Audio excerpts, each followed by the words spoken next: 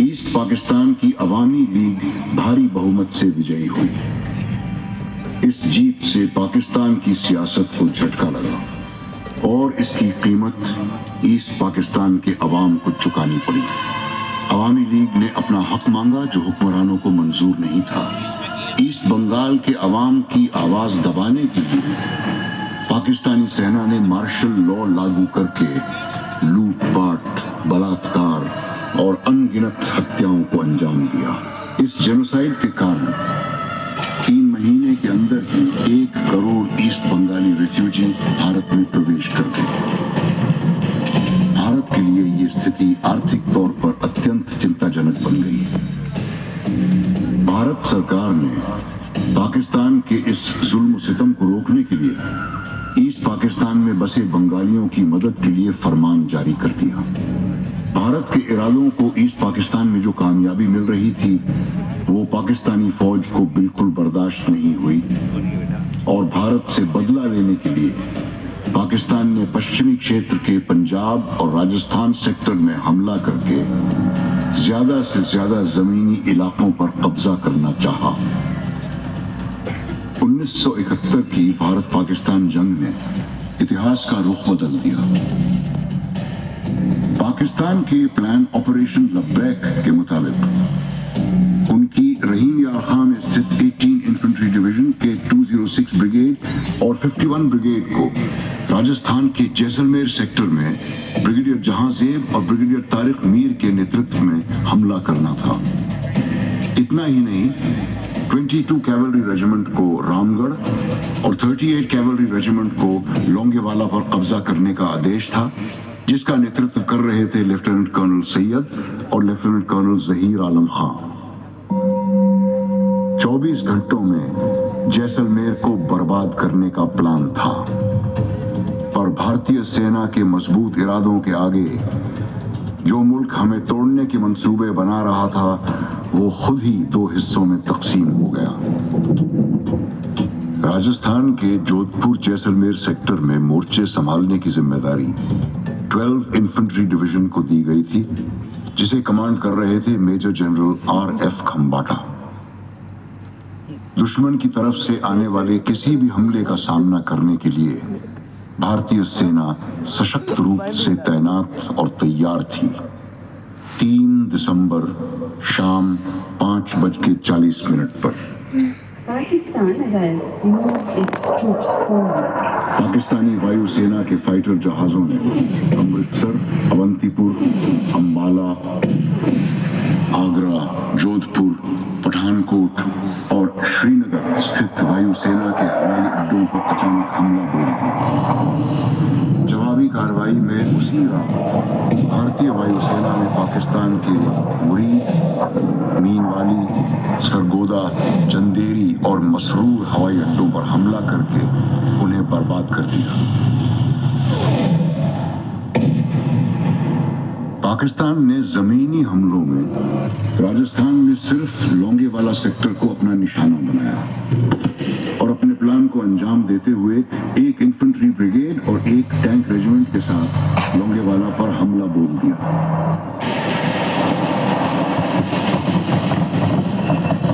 4 दिसंबर 1971 को भारतीय सेना ने जवाबी कार्रवाई में पाकिस्तानी इलाके में इस्लामगढ़ पर भारतीय तिरंगा फहराया। लोंगेवाला की दास्तान प्रतीक है उन वीर जवानों की कुर्बानियों का जो लोंगेवाला की आन बान और शान के लिए लड़े और जिन्होंने इस देश के लिए अपना सब कुछ न्यौछावर किया। मेरे दिलो दिमाग में आज भी 1971 की शहादतों के वो मंजर रह रह कर उभरते हैं। जो वीरता मेरे वीरों ने लोंगेवाला में दिखाई, उसका स्मरण कर मैं आज भी भावुक होता हूँ। बहादुरी, जज्बे और शहादत की एक अनूठी दास्तान, कभी न मिटने वाले निशान जिन पर आने वाली नस्लें अपनी मंजिल तलाशेंगी। जिंदगी के सफर के कुछ पन्ने यादगार होते हैं, कुछ सुनहरे और कुछ जिनसे न मिटने वाली यादें जुड़ी होती हैं। आइए सभी को एक ऐसी ही अमर गाथा सुनाते हैं। लोंगेवाला पोस्ट दुश्मन के जैसलमेर, जोधपुर और आगे तक पहुंचने के रास्ते में एक अहम कम्युनिकेशन सेंटर है। इसी वजह से दुश्मन की नजर हमेशा इस पर रही है। रेत के टीलों के कारण बॉर्डर पार करना मुमकिन हो जाता है और मुझे इस बात का बखूबी एहसास है। दुश्मन के मेरी तरफ बढ़ते इरादों को भांपते हुए और बदलती परिस्थितियों को देखते हुए इस इलाके में मौजूद 23 पंजाब रेजिमेंट की अल्फा कंपनी को लोंगेवाला की सुरक्षा की जिम्मेदारी दी गई। कंपनी ने लोंगेवाला में पाकिस्तानी सेना के आने वाले सैलाब को रोकने के लिए डिफेंस इख्तियार करने शुरू कर दी। दुश्मन अपने पूरे लोहे के साथ आया था, लेकिन 23 पंजाब की तैयारी मजबूत थी। आइए चले लोंगेवाला, जहां 120 जवानों की टुकड़ी का नेतृत्व कर रहे हैं मेजर कुलदीप सिंह चांदपुरी। पोस्ट लोंगेवाला 4 दिसंबर 1971 शाम 6 बजे। मेजर चांदपुरी साहब, कमांड हेडक्वार्टर से फोन है, पाकिस्तानी दुश्मनों ने हमला बोल दिया है। रणवीर, मैं चाहता हूं कि जब तक हम यहाँ डिफेंस इख्तियार करें, आप अपनी और दुश्मन के अंदर की खबर मुझे जल्द से जल्द दें। बिल्कुल सर। भरत सिंह, तुम आसपास के गांवों को खाली करो और गांव वालों की सुरक्षित पीछे ले जाओ। जी सर। और पुलिस की हिफाजत की लड़ाई के लिए उन्हें तैयार करो। जी सर। 5 दिसंबर 1971 की रात 2 बजे दुश्मन की मीडियम गनों ने पोस्ट पर भारी गोलाबारी शुरू कर दी। अब साफ हो गया कि दुश्मन का मुख्य हमला लोंगेवाला पोस्ट पर ही होना है। उस रात पेट्रोल से आई report.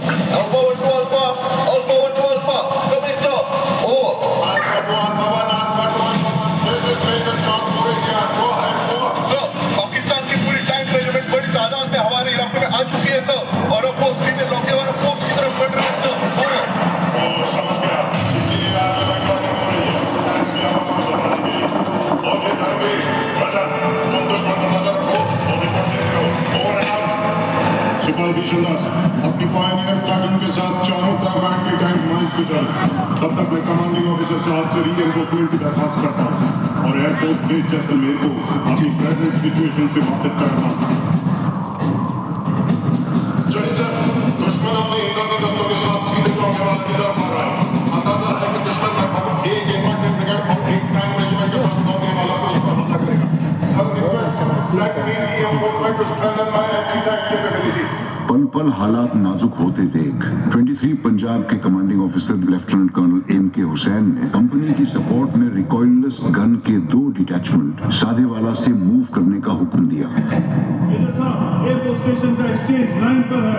Air force station Jaisalmer, base commander से बात करो। Hello, Wing Commander Bawa here. Hello, wing commander Bawa. Sir, this is major Chandpuri from Longewala post calling. Pakistani tanks are approaching towards my post. वो मेरे पोस्ट पर हमला करने वाले हैं। We need immediate air support to destroy the advancing enemy tanks. हमारी तैयारी बस कुछ ही पलों में पूरी हो जाएगी और सुबह की पहली किरण पे हमारे फाइटर्स वहां पहुंच जाएंगे। Major, just hold the post for the night. I'll be there in the first line. All the best, Major, to you and your boys. Boys, the enemy has attacked Loंगेवाला post, and our hunters do not have night flying capability. Complete squadron to be refueled, armed, and be ready for takeoff 10 minutes before first light. Be ready to hit the enemy, as none of our tanks are there. So, whichever tank you see, hit them, and hit them hard. Let Lord give our boys the strength to hold their positions. मुश्किलें तो तमाम होती हैं, मगर हौसले हार नहीं जाते हैं।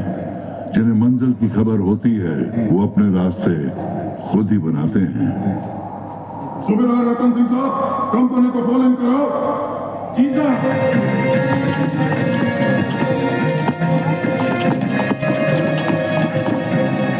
अल्फा कंपनी के वीर जवानों, आज की रात इम्तिहान की रात है। दुश्मन सामने खड़ा है और सुबह होते ही इंडियन एयरफोर्स हमारे सपोर्ट के लिए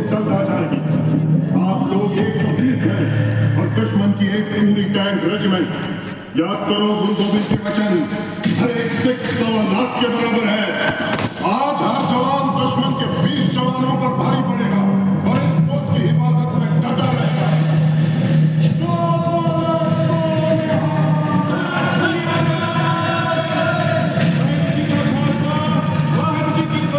जब तक मैं न कहूं कोई फायरिंग नहीं करेगा।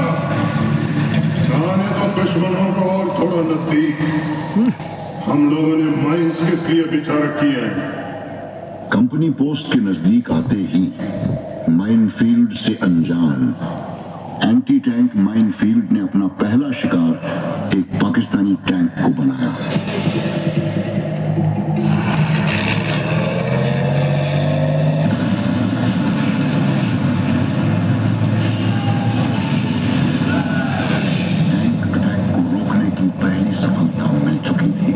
ऐसे में दुश्मन के सैनिकों के हमले को रोकने का काम एमएमजी पोस्ट पर तैनात सिपाही जगजीत सिंह ने बखूबी निभाया।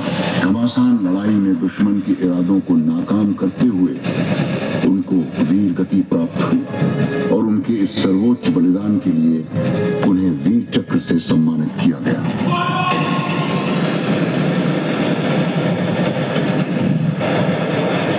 सूबेदार बशक्तर सिंह ने अपनी सूझबूझ और अद्भुत रण कौशल का परिचय देते हुए हमारी 2 रिकॉइललेस गन जीप के सहारे दुश्मन की पूरी टैंक रेजिमेंट को रात भर रोक कर रखा और एंटी टैंक कार्यवाही में दुश्मन के टैंकों को बर्बाद कर दिया। अपनी रिकॉइललेस गन जीप दुश्मन के साथ से हिट हो गई है। मोहन सिंह, अपनी आवाज को संभालो।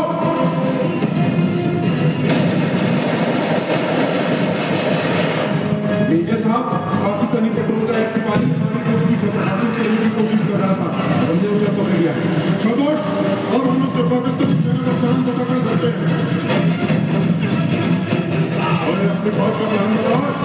मैं तो छोटा सा सिपाही साहब, प्लान तो ऊपर वाले लोगों का है। उन्होंने कहा था सुबह का नाश्ता जैसलमेर में करेंगे, दोपहर का खाना जोधपुर में करेंगे और रात का दिल्ली में। दिल्ली और जोधपुर तो बहुत दूर की बात है। पहले लौंडे वालों को पार करके दिखाओ। दुश्मन को गुमान भी नहीं था कि मेरी रक्षा के लिए तैनात भारतीय सेना की ये छोटी सी टुकड़ी ही दुश्मन के लिए काफी होगी।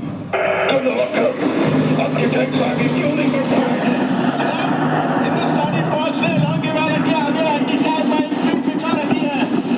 इनके जोश को देखकर ऐसा लगता है यहाँ कंपनी नहीं है, पूरी बटालियन ने डिफेंस इख्तियार किया हुआ है। हम आगे नहीं बढ़ पा रहे हैं सर। इस लड़ाई के दौरान रणोतार की एडवांस लैंडिंग ग्राउंड से आर्टिलरी के मेजर आत्मा सिंह और कैप्टन पीपीएस सांघा ने अपने क्रूशक विमान से मुश्किल परिस्थितियों में उड़ान भरी और दुश्मन की हर हरकत पर नजर रखते हुए एयर ऑपरेटिंग पोस्ट से एयरफोर्स स्टेशन जैसलमेर को लगातार ग्राउंड टारगेट की जानकारी देते रहे। Mr. Chandpuri, my hunters have taken off from Jaisalmer and they'll be there in minutes to destroy the enemy tanks. Thank you, sir. शाबाश जवानों, आपने रात भर दुश्मन को रोके रखा। अब कुछ ही देर में एयरफोर्स हमारी मदद के लिए पहुंच ही जाएगी। अपनी अपनी पोस्ट में डटे रहो।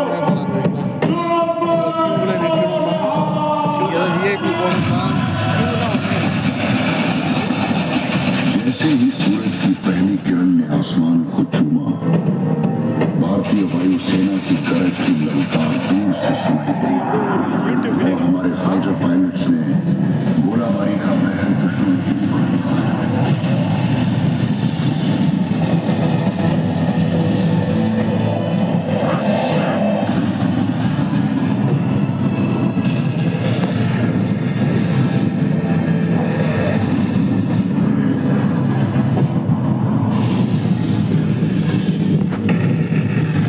पाकिस्तानी टैंक भारतीय वायुसेना के फाइटर जहाजों के लिए महज एक मामूली टारगेट की तरह प्रतीत हुआ। उन्हें आसानी से निशाना बनाते हुए एक एक करके नेस्तो नाबूद कर दिया गया। इस लड़ाई में भारतीय वायुसेना की हंटर्स स्क्वाड्रन ने लगातार सोर्टीज से दुश्मन के ऊपर कहर ढाया। इतने नुकसान के बाद भी दुश्मन का लौंगे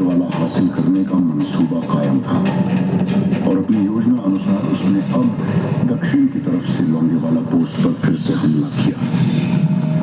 भारतीय सेना के कमांडर्स ने पाकिस्तान की इस चाल को पहले ही समझ लिया था और लोंगेवाला पोस्ट को लेफ्टिनेंट कर्नल A.S. गरेवाल की कमांड वाली 17 राजपूताना राइफल्स की डेल्टा कंपनी, 20 लांसर्स की एक टैंक ट्रूप और 170 फील्ड रेजिमेंट के तोपों से रीइंफोर्स कर दिया।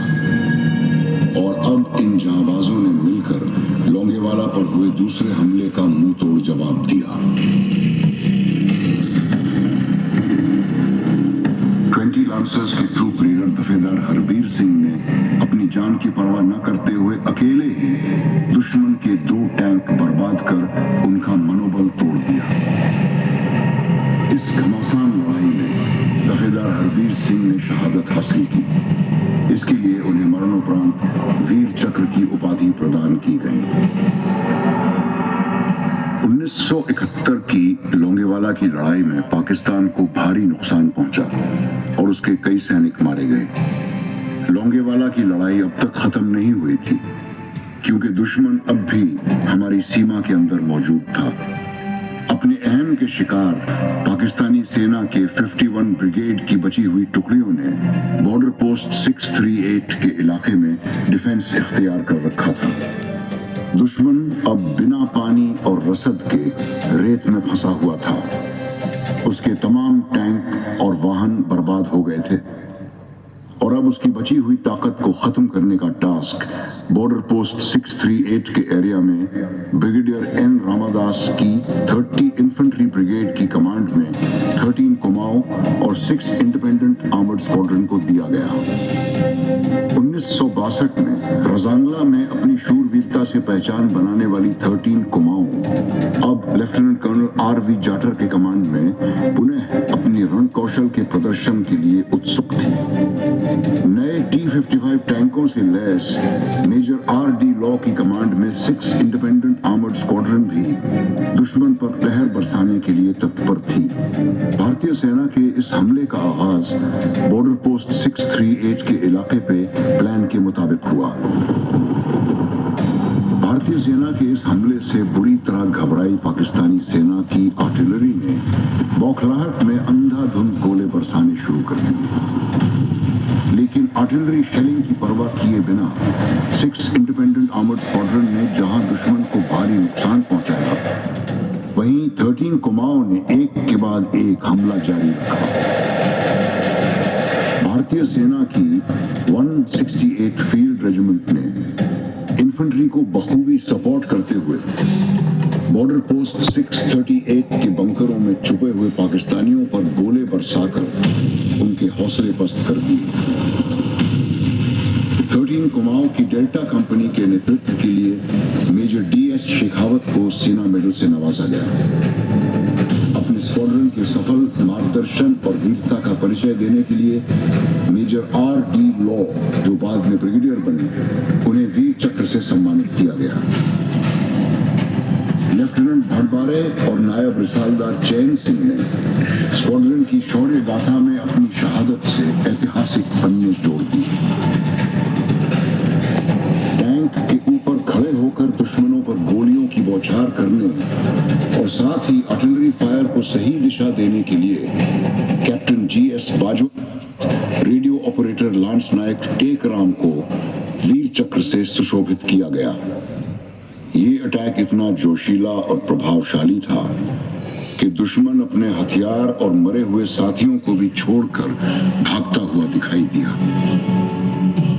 भारतीय सेना और वायुसेना के मजबूत अटैक के बाद दूर दूर तक अगर कुछ दिखाई दिया तो भागते हुए पाकिस्तानी सेना के कदमों के निशान और बर्बाद टैंकों के ऊपर खुशी से नाचते मेरे जांबाज सैनिक। इतनी विकट परिस्थितियों में एक छोटी सी फौज की टुकड़ी ने दुश्मन को इतना भारी नुकसान पहुंचाया जो शायद ही किसी और लड़ाई में हुआ होगा।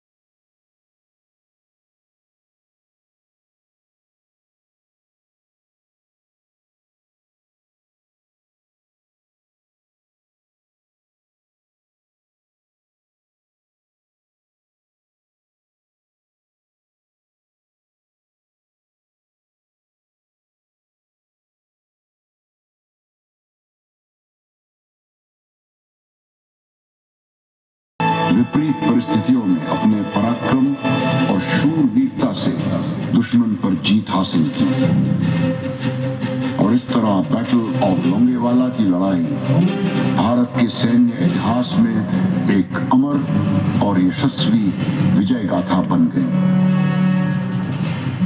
भारी नुकसान होने के बाद पाकिस्तानी सेना ने मेरे इलाके में दोबारा कोई और दुस्साहस करने की हिम्मत नहीं की। 16 दिसंबर 1971 को भारत पाक युद्ध की समाप्ति की घोषणा की गई। हमारा दुश्मन आज तक इस करारी हार से उभर नहीं पाया है। ढाका में 93,000 पाकिस्तानी सैनिकों ने हमारे परचम के आगे घुटने टेक दिए और Pakistani lieutenant general A.A.K. Niazi ने लेफ्टिनेंट जनरल J.S. अरोड़ा के सामने आत्मसमर्पण दस्तावेज पर हस्ताक्षर किए। इस युद्ध के दौरान भारतीय सेना के 11,880 जांबाज ऑफिसर, JCOs और जवान शहीद हुए।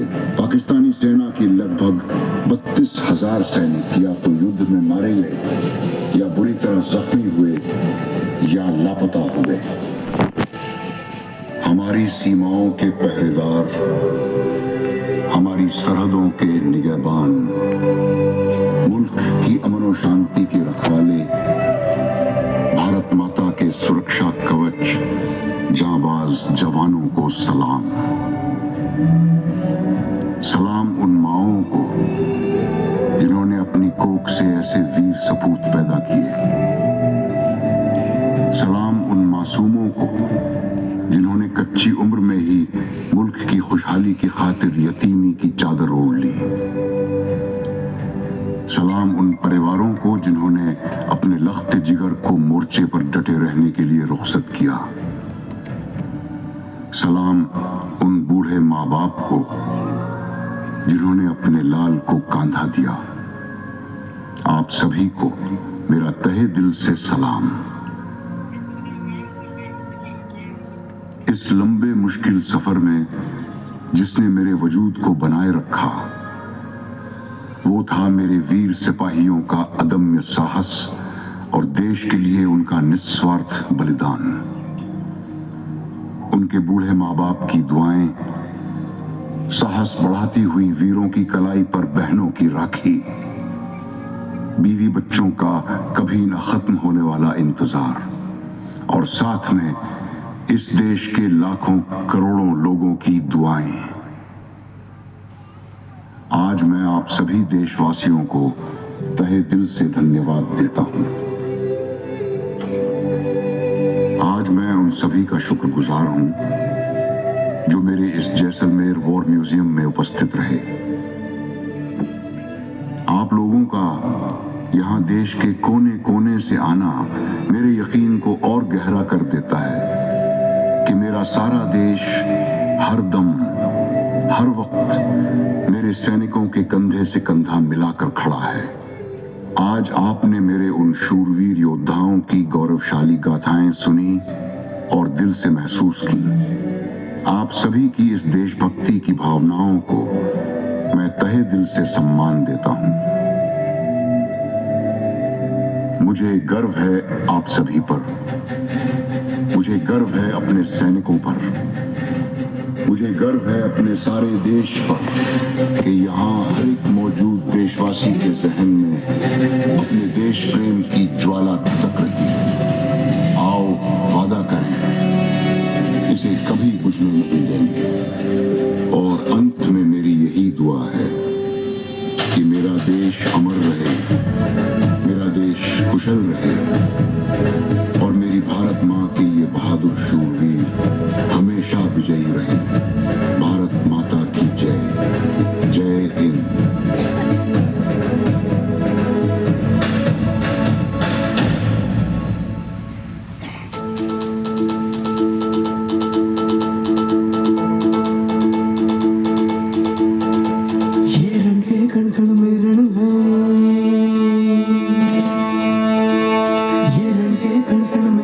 सम्मान मान अभिमान का धन है।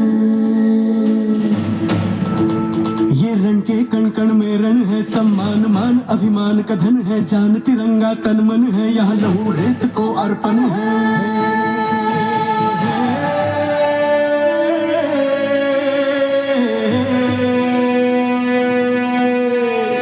कश्मीर सही सरताज देश का रामेश्वर पद कमल है, आसाम गुजरात भुजा देश की, राजस्थान तट रक्षक है।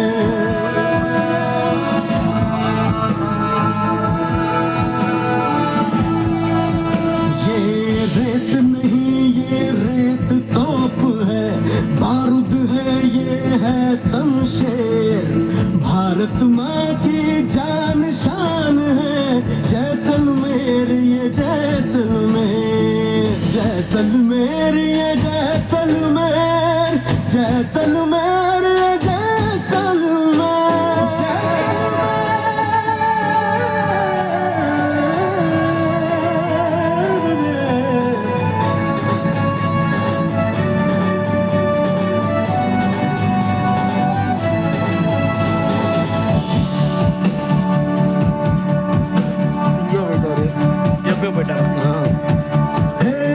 लहू सींच के इसे सवारा, दुश्मन को कई बार खदेड़ा, इसी रेत में डटे रहेंगे, भारत माँ के हम हैं शेर।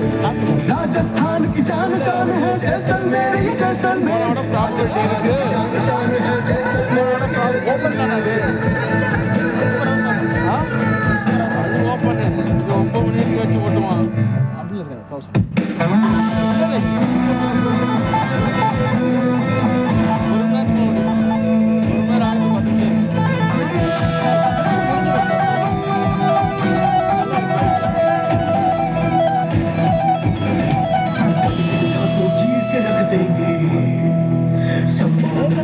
चीर के रख देंगे,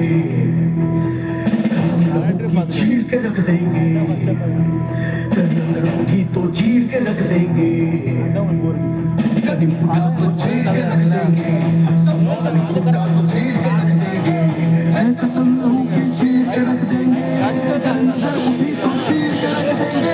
ये रेत नहीं ये रेत तोप है, बारूद है ये है शमशेर, रेत नहीं ये रेत तोप है, बारूद है ये है शमशेर, भारत माँ की जान शान है जैसलमेर ये जैसलमेर, भारत माँ की जान शान है जैसलमेर,